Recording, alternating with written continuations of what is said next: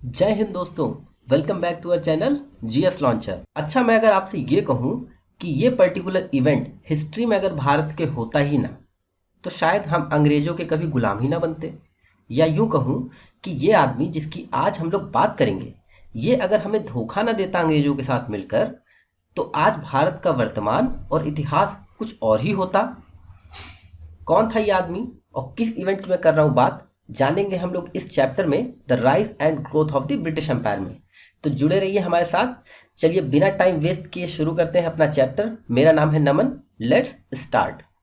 तो दोस्तों, हमने अपनी लास्ट वीडियो में देखा था कि किस तरह से 18th सेंचुरी की शुरुआत होते ही भारत में मुगल एम्पायर बिखरने लगता है। अगर आपने वो वीडियो नहीं देखा है तो आई बटन में मैंने उसे डाल दिया है, आप जाके देख सकते हैं ताकि आपको ये चैप्टर अच्छे से समझ में आ जाए। तो जैसे ही 18th सेंचुरी की शुरुआत होती है, मुगल एम्पायर का डाउनफॉल भी शुरू हो जाता है। और इसी के साथ हम देखते हैं कई सारे छोटे छोटे semi independent states Mughal empire से ही बिखर कर भारत के नक्शे पर आने लगते हैं। जैसे अवध हो गया, बंगाल हो गया, हैदराबाद किंगडम हो गई। और कुछ पहले से ही इंडिपेंडेंट स्टेट्स भी होते हैं, जैसे मराठा स्टेट हो गई, राजपूत हो गए, और कुछ साउथ इंडिया के स्टेट होते हैं।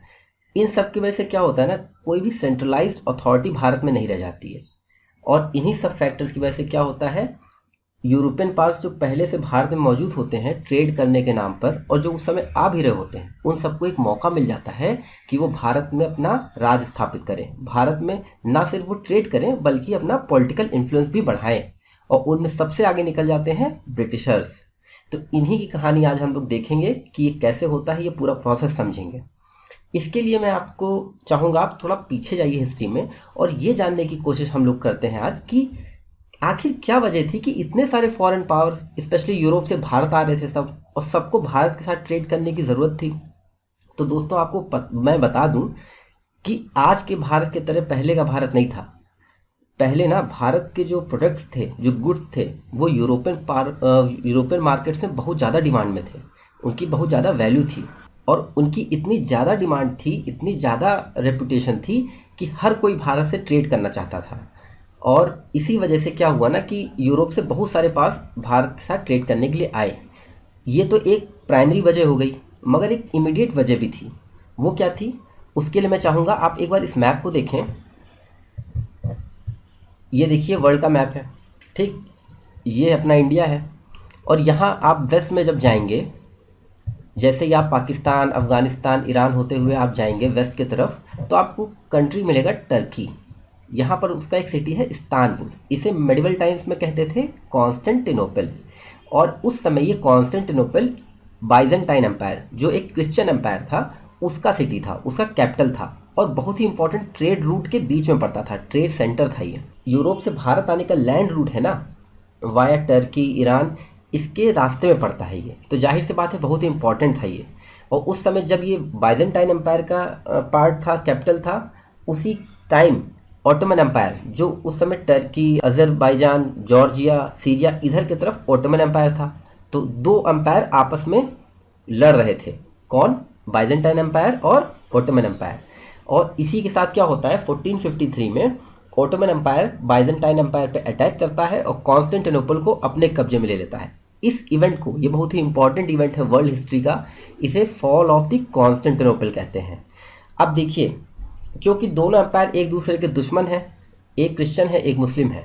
और सिर्फ यही नहीं, आप साउथ में भी देखिए, कोई रास्ता नहीं बचता। साउथ में सऊदी अरेबिया है, ये भी एक मुस्लिम स्टेट है। ईस्ट में आप जाओगे तो ईरान है, ये भी मुस्लिम स्टेट है। तो यूरोपियन जो थे, यूरोपियन ट्रेडर थे, उनके लिए भारत आना, ईस्ट आना अब बहुत ही मुश्किल हो गया था, क्योंकि अब रास्ता पूरी तरीके से बंद था। अब उनको अगर भारत आना था तो बहुत रिस्क लेकर आते थे वो। तो अब ट्रेड करना आसान नहीं रह गया। तो इसी की वजह से क्या हुआ, जो यूरोपियन किंग्स थे, बड़े बड़े ट्रेडर्स थे, उन लोगों के ऊपर प्रेशर आने लगा कि अब भारत और ईस्ट की तरफ आने के लिए उनको एक नया रास्ता खोजना ही होगा। अब क्योंकि रास्ता जो लैंड के थ्रू था वो तो बंद है, तो अब बचा क्या, अब बचा सी रूट। इसी सिलसिले में कई सारे वॉयजेस हुए, कई सारे सेलर्स निकले भारत की खोज में कि किसी तरह वो पहुंचे। उनमें सफल कौन होता है, वो होता है वास्को डिगामा। और वास्को डिगामा 1498 में इंडिया आता है सी रूट से। वो पहला यूरोपियन था जो भारत सी रूट के थ्रू आया। पहले बाकी जो आए थे वो लैंड रूट से आते थे। तो वो कैसे आता है, वो पुर्तगाल का होता है दोस्तों। और पुर्तगाल से सेल करते करते वेस्टर्न कोस्ट ऑफ अफ्रीका से होते होते धीरे धीरे वो आप देख सकते हैं इस मैप में, वो इधर से सदर्न टिप से होते हुए इंडिया के कैलीकट में उतरता है। कैलीकट आज का कोझिकोडे सिटी है। यहाँ आप देख रहे हैं ना सदर्न टिप जो इंडिया की है, अगर आप वेस्ट की तरफ यहाँ केरल की तरफ देखेंगे तो यहाँ कोझिकोडे सिटी था। तो यहाँ पर वो उतरता है और फिर एक नया रास्ता बन जाता है भारत और यूरोप के बीच ट्रेड का। ये देखिए कितने सारे सेटअप थे उन लोगों के, जैसे आपको सूरत में ब्रिटिश सेटलमेंट मिल जाएगा, ब्रिटिश फैक्ट्री थी, वहीं पर पुर्तगीज़ की फैक्ट्रीज थी, दमन एंड दीव में पुर्तगीज़ फैक्ट्रीज थी, बॉम्बे में ब्रिटिश की थी, गोवा में पुर्तगीज़ थी। इसी तरह आप साउथ में जाओगे तो आपको मद्रास में आपको ब्रिटिश मिल जाएंगे, डच भी हैं कई जगहों पे, जैसे आपको मसूलीपट्टनम में आपको डच सेटलमेंट मिल जाएगा, आपको वाइजैकपट्टनम में ब्रिटिश मिल जाएंगे, कलकत्ता में ब्रिटिश थे। तो कहने का मतलब है जितने भी ये लोग आ रहे थे ना, ये कोस्टल लाइन के अलॉन्ग ही सेटल हो रहे थे, अपनी फैक्ट्रीज वहीं लगा रहे थे, क्योंकि वहीं से ट्रेड करते थे, सामान उतारा, सामान शिप पे लादा और फिर से वापस अपने देश चले गए। और इंटरेस्टिंग बात यह है कि जो इंडिया से ट्रेड करते थे ना, बहुत ही कम दामों पे भारत में खरीदते थे, और यूरोप में क्योंकि बहुत हैवी डिमांड थी, लग्जरी गुड्स मान जाते थे इंडिया के प्रोडक्ट, तो वहां पर बहुत हैवी प्राइसेस में बेचते थे। इससे क्या होता था, इनको बहुत ज्यादा प्रॉफिट होने लगा था, बहुत अमीर हो गए थे धीरे धीरे ये इंडिया से ट्रेड करके। इसी से इनकी लालच बढ़ने लगी, कई सारे यूरोपियन पार्ट्स में रेस होने लगी कि भारत से कौन ज्यादा ट्रेड करेगा। तो अब देखिए इनके बारे में कुछ फैक्ट्स देख लेते हैं कि कौन से पावर्स कब आए और क्या लिमिटेशन थी, क्या उनकी अचीवमेंट थी। तो देखिए सबसे पहले क्योंकि पुर्तगीज आए, वास्को ड गामा आता है, मैंने बताया आपको कोझिकोडे जो उस समय कैलीकट के नाम से जाना जाता था, वहां उतरता है और वहां बहुत अच्छा वेलकम होता है उसका। वहां का जो रूलर होता है ना लोकल कोझिकोडे का, कैलीकट का, वो बहुत ही अच्छा वेलकम देता है। तो यहीं से आपके लिए क्वेश्चन निकल के आता है कि आपको नाम बताना है उस रूलर का जिसने वास्को ड गामा का बहुत ही अच्छा वेलकम किया था। आप अपने आंसर कमेंट सेक्शन में दीजिए। फिर एक और पुर्तगाली आता है, वो होता है पेड्रो एल्फ्रेज कैब्रल। फिर दोस्तों 1509 में बहुत ही इंपॉर्टेंट आदमी आता है पुर्तगाल से, उसका नाम होता है अल्फांसो दी एल्बुक्यूरिक। और इसका इंपॉर्टेंस इसलिए है क्योंकि ये गोवा का जो पोर्ट होता है ना, तो उसको कैप्चर कर लेता है। किससे कैप्चर करता है? बीजापुर के सुल्तान से। और इसी के साथ वहां परमानेंट सेटलमेंट हो जाता है पुर्तगालियों का, जो कब तक रहता है? आजादी के बाद तक रहता है, जब तक हम लोग गोवा को लिबरेट नहीं करा लेते हैं। तो बहुत लंबे समय तक भारत में पुर्तगाली रहते हैं। फिर अब हम लोग देख लेते हैं एक बार डच के बारे में। इन्होंने भी अपनी एक डच ईस्ट इंडिया कंपनी बनाई 1602 में, मगर इंडिया में ये ज्यादा सक्सेसफुल नहीं हो पाए। इनका ज्यादा फोकस कहाँ था? जावा, सुमात्रा, मलक्का, जो मलक्का आज भी बहुत इंपॉर्टेंट ट्रेड रूट है साउथ ईस्ट एशिया का। और एक बैटल हुई थी, बैटल ऑफ बेदारा 1759 में। इस बैटल के बाद तो ये लगभग पूरी तरीके से भारत से कंपटीशन से बाहर हो जाते हैं और ये सिर्फ साउथ ईस्ट एशिया तक सीमित रह जाते हैं। ये बैटल ऑफ बेदारा के बारे में बता दूं, ये वेस्ट बंगाल में एक सिटी है चिंशूरा के नाम से, आज चिंशूरा के नाम से जाना जाता है, वहां पर हुई थी। ये आप मैप में देख सकते हैं। आप जैसे ही कोलकाता के ऊपर जाएंगे, ये देखिए ये कोलकाता है और इसी के ऊपर क्या पड़ता है? चिंशूरा। इसे उस समय बेदारा के नाम से जाना जाता था, तो आज इसे चिंशूरा के नाम से जाता है। तो इसे battle of Bedara, battle of Hooghly, क्योंकि ये जो रिवर जा रही है ना, आप लोग ब्लू कलर में देख रहे हैं, ये हुगली रिवर है, तो इसे इन नामों से भी जाना जाता है। तो चलिए वापस आते हैं अपने टॉपिक पर। तो डच इसके बाद बिल्कुल आउट ऑफ कॉम्पिटिशन हो जाते हैं इंडिया में। अब देखते हैं ब्रिटिशर्स कैसे आए थे। ये लोग British East India company form करते हैं 1599 में, और इनको जो उस समय महारानी होती हैं ब्रिटेन की, क्वीन एलिजाबेथ, इनको मोनोपोली दे देती हैं, चार्टर दे देती हैं कि इंडिया के साथ अगर कोई ट्रेड करेगा तो आप ही करोगे, कोई और नहीं कर सकता। ईस्ट इंडिया कंपनी क्या करती है दोस्तों? कैप्टन हॉकिंस को जहांगीर उसके दरबार में भेजती है। क्यों भेजती है? इसलिए भेजती है क्योंकि कुछ कंसेशन मिल जाए, कुछ ट्रेड में रियायत मिल जाए, व्यापार करते समय कुछ छूट मिल जाए, जो कि नहीं मिलती है। जहांगीर मना कर देता है। इनिशियली वो थोड़ा इंटरेस्टेड होता है, मगर जब वो देखता है कि जो भारत के लोकल व्यापारी हैं, ट्रेडर्स होते हैं सूरत के, और पुर्तगाली जो होते हैं, क्योंकि पुर्तगाली पहले से मौजूद होते हैं, तो उनको लगता है कि अब ब्रिटिशर आ जाएंगे तो और कंपटीशन हो जाएगा। इन वजहों के कारण क्या होता है, जहांगीर इनको ट्रेड कंसेशन नहीं देता है। अब सर थॉमस रोप, जो बहुत ही बुद्धिमान होता है, बहुत ही क्लेवर होता है, उसको भेजती है। मगर इस बार ईस्ट इंडिया कंपनी डायरेक्टली उसको नहीं भेजती है। उसे कौन भेजता है? किंग जेम्स ऑफ ब्रिटेन, मतलब जो ब्रिटेन के उस समय के राजा होते हैं, उनके थ्रू एज एन एम्बेसडर भेजा जाता है, राजदूत के रूप में जहांगीर के दरबार में भेजते हैं। तो अब देखिए अंतर आ गया ना। अब जहांगीर ने इनको कंसेशन दे दी। इसी के साथ ईस्ट इंडिया कंपनी का व्यापार बहुत तेजी से भारत में बढ़ता है। कंसेशन इनको मिलती है 1613 में। फरमान एक रॉयल ऑर्डर जहांगीर इशू करता है कि ईस्ट इंडिया कंपनी को फैक्ट्री सेटल करने की परमिशन मिल जाती है। मुगल एम्पायर में पहली फैक्ट्री कहाँ सेटअप होती है? वो होती है सूरत में, ठीक है। मगर इनकी उसके पहले ही 2 साल पहले ये लोग मसूलीपट्टनम आज आंध्र प्रदेश का मछलीपट्टनम के नाम से जाना जाता है। देखिए ये इंडिया का मैप है, और आप जब आंध्र प्रदेश के इस तरफ जाएंगे विजयवाड़ा, ये विजयवाड़ा सिटी है, और ये देखिए मछलीपट्टनम, इसे उस समय मसूलीपट्टनम कहते थे। तो यहाँ पर पहले से ही एक फैक्ट्री रहती है ब्रिटिशर्स की, मगर क्योंकि ये मसूलीपट्टनम उस समय मुगल एम्पायर के अंदर नहीं आता है, तो इसे हम ये नहीं कह सकते कि हाँ मुगल एम्पायर में पहली फैक्ट्री थी। तो मुगल एम्पायर में पहली फैक्ट्री कहाँ थी? वो थी सूरत में। और पूरे इंडिया में पहली फैक्ट्री कहाँ लगी थी ईस्ट इंडिया कंपनी की? वो थी मसूलीपट्टनम में। तो ये दोनों डेट आप लोग अच्छे से याद कर लीजिएगा। अब सबसे लास्ट में कौन आता है दोस्तों? सबसे लास्ट में धीरे धीरे रेंगते हुए पहुंचते हैं फ्रेंच। ये लोग 1664 में एंटर करते हैं अपनी फ्रेंच ईस्ट इंडिया कंपनी से। इनकी पहली फैक्ट्री सेटअप होती है कहाँ पर? सूरत में 1668 में। और दूसरी फैक्ट्री इनकी होती है मसूलीपट्टनम में 1669 में। मगर ये बहुत ज़्यादा एक्सपैंड नहीं कर पाते हैं इंडिया में, और finally battle of Vendée wash होता है। ये वंदवासी आज तमिलनाडु में है। वहाँ पर इनकी हार हो जाती है ब्रिटिशर से, और इसी के बाद इनका डाउनफॉल स्टार्ट हो जाता है इंडिया में। आज कहाँ है वंदवासी? ये देखिए सदर्न इंडिया का मैप है, ये चेन्नई सिटी आपको मिलेगी। इसी के साउथ वेस्ट में आप जाओगे कांचीपुरम पड़ेगा, और कांचीपुरम से जैसे ही आप नीचे देखोगे थोड़ा, ये देखिए ये वंदवासी है। तो यहाँ पर हुई थी बैटल ऑफ वैंडी वॉश। अब दोस्तों हम लोग बात करेंगे बहुत ही इंपॉर्टेंट टॉपिक की, कर्नाटिक वॉर्स के बारे में। देखिए कर्नाटिक वॉर्स जो थी ना, ये एक सीरीज ऑफ वॉर्स थी। किसके बीच लड़ी गई थी? फ्रेंच ईस्ट इंडिया कंपनी और ब्रिटिश ईस्ट इंडिया कंपनी के बीच में एक लंबे फेज तक लड़ी गई। इसीलिए इनको एक वॉर नहीं, कर्नाटिक वॉर्स कहा जाता है। अब देखिए ये जो ग्रीन रीजन है ना, ये उस समय कर्नाटिक सूबा था। इसका आज के कर्नाटक से कोई लेना देना नहीं है, आप लोग कंफ्यूज मत होइएगा। तो कर्नाटिक सूबा जो था, इसकी कैपिटल थी आरकोट। इसे एक नवाब रूल करता था। ये था ब्रिटिशर्स के इन्फ्लुएंस में, ये ब्रिटिशर्स का आदमी था। जस्ट ऊपर क्या है? निज़ाम किंगडम है, हैदराबाद किंगडम है। वो किसके इन्फ्लुएंस में था? वो फ्रेंच इन्फ्लुएंस में था। और उसको कौन रूल करता था? एक निज़ाम रूल करता था। तो दोनों एक हिसाब से कह लीजिए अपोजिट साइड को सपोर्ट करती थी। इसी वजह से इस रीजन में बहुत ज़्यादा टेंशन हो गई थी। टेंशन की एक और वजह थी, मद्रास जो आज का चेन्नई है, वहाँ पर ब्रिटिश सेटलमेंट था फोर्ट सेंट जॉर्ज के नाम से। उसी की जस्ट नीचे फ्रेंच सेटलमेंट था पुदुचेरी में, वहाँ पर फ्रेंच ट्रेड करते थे। तो एक ही रीजन में दोनों ट्रेड कर रहे थे, तो लड़ाई होनी थी। तो इसी की शुरुआत होती है 1740 में, जब ऑस्ट्रिया में सक्सेशन को लेकर कि ऑस्ट्रिया की राजगद्दी पे कौन बैठेगा, यूरोप में लड़ाई हो जाती है। और यूरोप में जो लड़ाई हो रही होती है उसमें फ्रेंच और ब्रिटिश एक दूसरे के अपोजिट साइड में होते हैं। तो जब वहाँ लड़ रहे हैं तो यहाँ भी वो चीज़ रिफ्लेक्ट होनी ही है। इंडिया में भी लड़ाई इसी बेस को, इसी को मुद्दा बना के स्टार्ट हो जाती है। स्टार्ट कौन करता है? फ्रेंच स्टार्ट करते हैं। फ्रेंच क्या करते हैं ना दोस्तों, फोर्ट सेंट जॉर्ज जो एक ब्रिटिश फोर्ट था, कहाँ पर? चेन्नई में, उस समय के मद्रास में, उसको अपने कब्जे में ले लेते हैं और नवाब जो होता है कर्नाटक का, उसको हरा देते हैं। और इसमें इनका लीडर कौन होता है? डुप्लेक्स। इनका कमांडर होता है डुप्लेक्स। और जब 1748 में यूरोप में वॉर खत्म होती है, तो यहाँ पर भी 1748 में ये लोग पीस साइन कर लेते हैं ब्रिटिश और फ्रेंच कि चलो ठीक है, हम आपका किला आपको वापस कर देंगे। अब देखिए इस पूरे वॉर का एंड कैसे होता है। जब लास्ट फेज चल रहा होता है वॉर का 1756 से 63 के, तब एक बैटल ऑफ वैंडी वॉश होती है, बहुत ही इंपॉर्टेंट है, डायरेक्ट क्वेश्चन आता है इससे।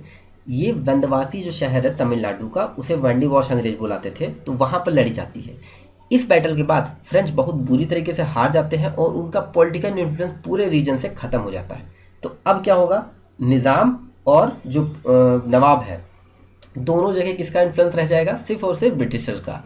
तो अब पूरे रीजन में सिर्फ एक ही पावर बचती है, वो है ब्रिटिशर्स। अब ब्रिटिशर्स क्या करेंगे? एक रीजन इनका बिल्कुल सेफ हो गया, अब दूसरे जगह अपना एम बनाएंगे, टारगेट सेट करेंगे। वो क्या है? वो है बंगाल। देखिए दोस्तों, बंगाल का जो कॉन्क्वेस्ट था ना, वो 2 बैटल ही डिसाइड करी। वो 2 बैटल कौन सी थी? बैटल ऑफ प्लासी और बैटल ऑफ बक्सर। ठीक है, प्लासी आज के वेस्ट बंगाल में है और बक्सर आज के बिहार में है। कहाँ पर है? चलिए देख लेते हैं। ये रहा भारत का मैप, और जब आप ऊपर जाओगे तो कोलकाता के ही जस्ट ऊपर ये देखिए कोलकाता है। जब आप कोलकाता के ऊपर जाओगे तब यहाँ पर आपको प्लासी मिलेगा। तो यहाँ पर बैटल ऑफ प्लासी हुई थी और बैटल ऑफ बक्सर हुई थी आज के बिहार में। ये देखिए, ये पटना और वाराणसी के बीच में आपको मिलेगा बक्सर। ये देखिए, ये पटना और वाराणसी के बीच में है। तो इन्हीं तो बैटल्स के बाद ना दोस्तों, ईस्ट इंडिया कंपनी भारत में पॉलिटिकल पावर के रूप में बहुत ही ज़्यादा स्ट्रांग हो जाती है, specially after the battle of Buxar. चलिए कैसे होता है ये सब देखते हैं। उसके पहले मैं चाहूँगा एक बार आप फैक्ट देख लीजिए। बैटल ऑफ प्लासी हुई थी 23 जून 1757 को और बैटल ऑफ बक्सर हुई थी 22 अक्टूबर 1764 को। बैटल ऑफ प्लासी हुई थी Sirajuddaula versus East India Company, इसमें ईस्ट इंडिया कंपनी जीत गई थी। और बैटल ऑफ बक्सर हुई थी कंबाइंड फोर्सेस थी लोकल इंडियन रूलर्स की वर्सेस ईस्ट इंडिया कंपनी, और इसमें भी ईस्ट इंडिया कंपनी ही जीती थी। तो चलिए सबसे पहले बैटल ऑफ प्लासी के बारे में जानते। अली वर्दी खान बंगाल का नवाब रहता है दोस्तों, 1740 की बात है ये। और इसके बाद नवाब कौन बनता है? इसका लड़का नहीं बनता है, इसका पोता बनता है, सिराजुद्दौला। अब इस सिचुएशन में आप सोचो, जब बड़े बड़े बैठे हैं घर में, बड़े बुजुर्ग बैठे हैं और उन्हीं के सामने कल का लड़का नवाब बन जाए तो घर में तो कलह हो ही जाएगी। और वही हुआ। इसके नवाब बनने से, सिराजुद्दौला के नवाब बनने से बहुत से उसके फैमिली मेम्बर्स, रिश्तेदार और जो सलाहकार थे, मंत्री थे, वो खुश नहीं थे। और इस चीज़ को ब्रिटिशर्स ने भांप लिया, पहली बात। दूसरी, जो कैलकाटा शहर था ना, उस पर फोर्टिफिकेशन करना धीरे धीरे ब्रिटिशर्स ने स्टार्ट कर दिया। ईस्ट इंडिया कंपनी वहाँ फोर्टिफिकेशन करने लगी, वो भी बिना पूछे सिराजुद्दौला के। मतलब उसको कोई वैल्यू नहीं है सिराजुद्दौला की, उसके राज्य में आओ, उसका फोर्टिफिकेशन करो, कोई मतलब वैल्यू रही नहीं गई। तो इससे क्या हुआ, सिराजुद्दौला बहुत चिढ़ गया। और एक और आरोप था, ब्रिटिश ईस्ट इंडिया कंपनी पे सिराजुद्दौला आरोप लगा रहा था कि उन्होंने ढाका से खजाना जो लूटा है वो नवाब का है तो उसे वापस करें। वो भी ब्रिटिशर्स नहीं कर रहे थे। यही सब वजह थी जिनके वजह से क्या करता है नवाब 1756 में अपनी आर्मी भेजता है रिकैप्चर करने के लिए पूरे किले को, जिसको फोर्टिफिकेशन करके अपने अंडर ले लिया था ब्रिटिशर्स ने। और इसमें वो जीत जाता है, सिराजुद्दौला जीत जाता है। अब सिराजुद्दौला की जीत से ब्रिटिशर्स चिढ़ गए, उन्होंने रॉबर्ट क्लाइव को भेजा। रॉबर्ट क्लाइव ने फिर से वो किला जीत लिया। अब ये लड़ाई चल रही है। फाइनली एक वॉर होती है, बैटल ऑफ प्लासी, 23 जून 1756 में। मगर यहाँ वही आदमी आ जाता है जिसकी मैंने शुरुआत में बात की थी, मीर जाफर। ये गद्दारी कर जाता है। ये कौन था? ये कमांडर इन चीफ होता है सिराजुद्दौला का। ये क्या करता है दोस्तों, ये अंग्रेजों से जाके मिल जाता है। और जब वॉर होती है बैटल ऑफ प्लासी, तब ऐन वक्त पर ये लड़ने से ही मना कर देता है। इसके साथ कुछ और गद्दार भी होते हैं, जैसे जगत सेठ और अमीचंद। ये एक अमीचंद एक बहुत बड़ा मर्चेंट रहता है, जगत सेठ बैंकर्स होते हैं नवाब के। तो ये सब मिल जाते हैं और अंग्रेजों के साथ होकर नवाब को धोखा देते हैं। तो इसमें नवाब हार जाता है, बिना लड़े ही ये बैटल नवाब हार जाता है। नवाब के हारने के बाद उसे अंग्रेज मार देते हैं और नवाब किसे बना देंगे? मीर जाफर को। बहुत ही जल्द मीर जाफर को दोस्तों यह एहसास हो जाता है कि अंग्रेज उसके सगे नहीं है, और वो क्या करता है, अंग्रेजों के अगेंस्ट काम करना शुरू कर देता है। जिससे परेशान होकर अंग्रेज क्या करते हैं, उसको गद्दी से हटा देते हैं और मीर कासिम को बना देते हैं नवाब। अब मीर कासिम का क्या होता है दोस्तों, ये बहुत ही चालाक होता है। ये शुरू से ही समझ जाता है कि अंग्रेजों के साथ कोई फ्यूचर नहीं है। अगर उसे अपना फ्यूचर बचाना है, उसे अपने राज्य को बचाना है, तो अंग्रेजों के साथ तो वो चीज़ बिल्कुल नहीं हो सकती। तो वो क्या करेगा, वो धीरे धीरे अपनी आर्मी को स्ट्रांग करेगा। जो कस्टम ड्यूटी पहले के नवाबों ने लगा रखी होती है इंडियन ट्रेडर्स पर, उसे हटा देता है। इन सब वजहों से अंग्रेज बहुत ज़्यादा चिढ़ जाते हैं मीर कासिम से, और 1763 में एक वॉर करते हैं मीर कासिम के साथ, जिसमें मीर कासिम हार जाता है। और हारने के बाद वो भागता है अवध की तरफ। अवध में वो शरण लेता है शुजा-उद-दौला, जो अवध का नवाब होता है, उनके अंडर। और पहले से ही वहाँ पर शुजा-उद-दौला के पास में मुगल एम्परर शाह आलम भी शरण लिए होते हैं। तो अब ये तीनों एक साथ हो जाते हैं। ये तीनों सोचते हैं कि हम तीनों का राज्य खतरे में है और अंग्रेजों को अगर अभी नहीं रोका गया तो आगे बहुत ज़्यादा प्रॉब्लम हो जाएगी। तो ये तीनों प्लान बनाते हैं कि अंग्रेजों से कैसे लड़ा जाए, उनको कैसे हराया जाए। इसी के साथ 22 अक्टूबर 1764 में एक बैटल होती है बक्सर में, जिसे बैटल ऑफ बक्सर कहा जाता है। और इसमें तीनों शाह आलम, शुजा-उद-दौला और मीर कासिम एक तरफ रहते हैं और ब्रिटिश ईस्ट इंडिया कंपनी एक तरफ होती है। इस बैटल में ब्रिटिश ईस्ट इंडिया कंपनी जीत जाती है, उनकी विक्ट्री होती है। और इसी बैटल के बाद मॉडर्न इंडियन हिस्ट्री में एक टर्निंग पॉइंट आता है ब्रिटिश ईस्ट इंडिया कंपनी के लिए। इसी बैटल के बाद ब्रिटिश ईस्ट इंडिया कंपनी बहुत ही पावरफुल उभर के आती है। क्यों होती है अभी हम लोग देखेंगे। तो अब क्या होगा, ब्रिटिश ईस्ट इंडिया कंपनी जीत गई, अब वो क्या करेंगे, ट्रीटी करेंगे। British East India Company treaty of Allahabad sign करती है इलाहाबाद में, किसके साथ, शुजा-उद-दौला के साथ और शाह आलम के साथ। कंबाइंड नहीं करती है, शुजा-उद-दौला के साथ अलग ट्रीटी करते हैं और शाह आलम के साथ अलग ट्रीटी करते हैं। इसमें बहुत ज़्यादा फायदा हो जाता है ब्रिटिश ईस्ट इंडिया कंपनी को। कैसे, ट्रीटी के आप टर्म्स एंड कंडीशन एक बार देखेंगे तो आपको पता चल जाएगा। ट्रीटी ऑफ इलाहाबाद के अंदर ब्रिटिश ईस्ट इंडिया कंपनी को दीवानी राइट्स मिल जाती है, दीवानी मिल जाती है कहाँ की, बंगाल, बिहार और उड़ीसा की। इसका मतलब ये है कि अब इन 3 जगहों से रेवेन्यू कौन कलेक्ट करेगा, रेवेन्यू कलेक्ट करेगी ईस्ट इंडिया कंपनी, नवाब नहीं करेगा। तो ये बहुत ज़्यादा प्रॉफिटेबल था। सेकंड, जो इलाहाबाद और खोरा रीजन था अवध का, वो किसके अंडर चला जाएगा, मुगल एम्परर के अंदर चला जाएगा, क्योंकि भाई वो भी खाली बैठे थे तो उनको भी कोई जगह चाहिए थी बैठने को। तो ये दोनों रीजन अब दे दिए गए मुगल एम्परर को। और मुगल एम्परर शाह आलम को कहा गया अब आप सब छोड़िए और इलाहाबाद में अब आप रहेंगे ब्रिटिश प्रोटेक्शन के अंदर। ठीक। तीसरी चीज़ थी कि कंपनी ने कहा था कि हम हर साल 26 लाख रुपए देंगे मुगल एम्परर को, मगर बहुत ही जल्द देना बंद कर देते हैं। चौथा, उन्होंने ये भी वादा किया था कि जब भी अवध को ज़रूरत पड़ेगी तो हम उसको डिफेंड करने आएंगे। तो ये थे ट्रीटी ऑफ इलाहाबाद के कुछ इंपॉर्टेंट पॉइंट्स।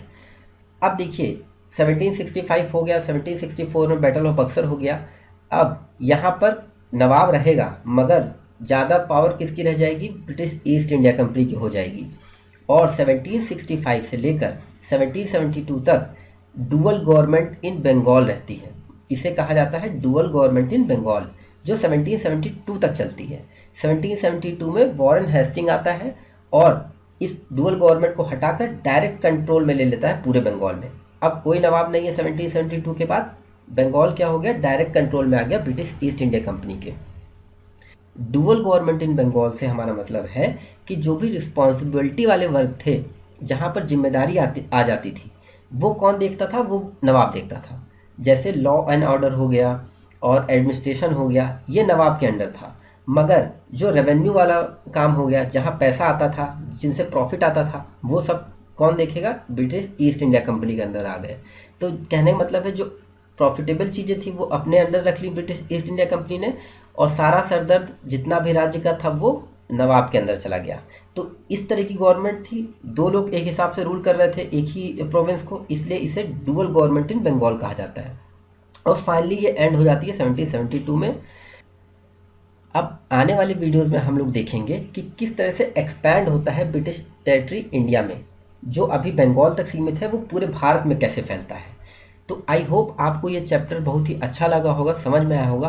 अगर आपको अच्छा लगा तो प्लीज़ इसे लाइक करें, सब्सक्राइब करें हमारे चैनल को। जल्दी हम लोग इसके अगले चैप्टर के साथ आपके सामने होंगे। तब तक के लिए थैंक यू, जय हिंद, बाय बाय।